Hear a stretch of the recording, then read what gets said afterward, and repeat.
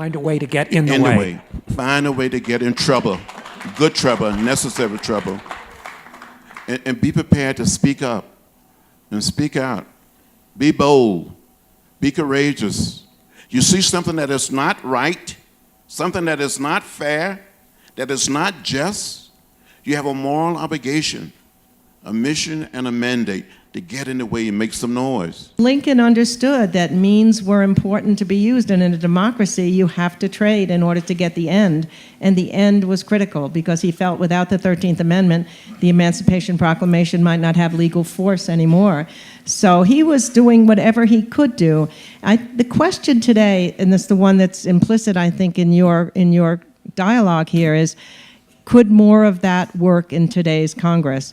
I think there's no question it cannot but help. The more you have those characters over, the more they feel connected. If you're pro-life, then you've got to be pro-life for the person who's sitting at the bottom of a jail cell, drug addicted, feeling like their life is over. And it isn't about just warehousing that person. And you want to talk about economic opportunity?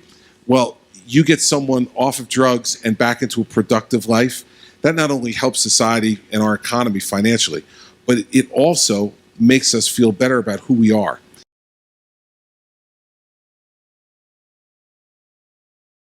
So how did the Supreme Court, when they decided that police need a warrant to look at your cell phone, how did they find that in the Constitution? That was an amazing decision. All 9 justices unanimously saying, although in the past we'd held that once you're arrested, the police can seize any item that's on your body and open it up, look at a cigarette package, for example, and check it to see if there's drugs, the court recognized our cell phones are not like cigarette packages. Our entire lives are there. If we don't protect the people we don't like, we can lose protections for ourselves. The big idea here is a remarkably simple idea. We don't recognize that people have priorities in their lives besides just living longer. And in healthcare, we assume people's priorities are just safety and survival, and we kind of don't know what to do when survival cannot be infinite and when we are sacrificing people's quality of lives. The answer is that the most reliable, powerful way to learn what people's priorities are is to ask.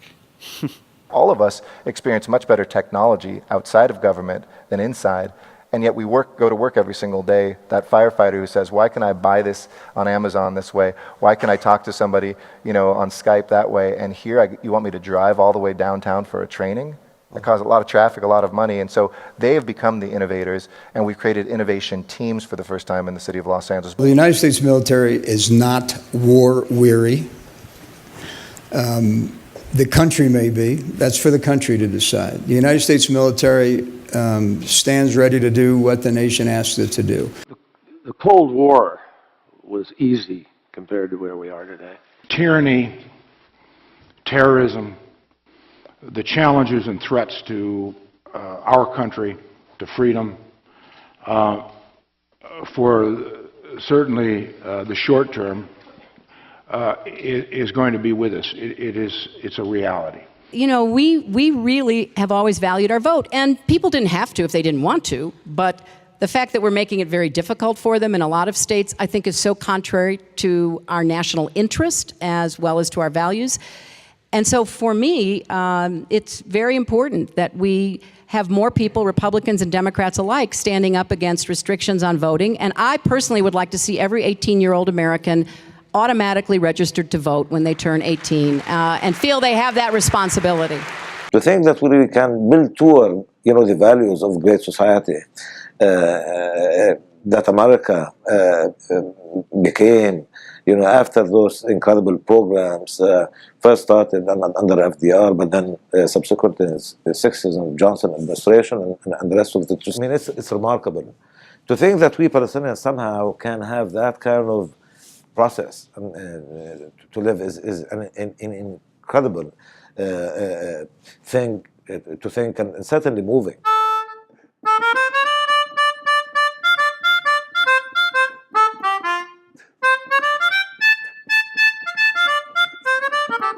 So what's that called when you take the rhythm and you just move it, a quarter beat?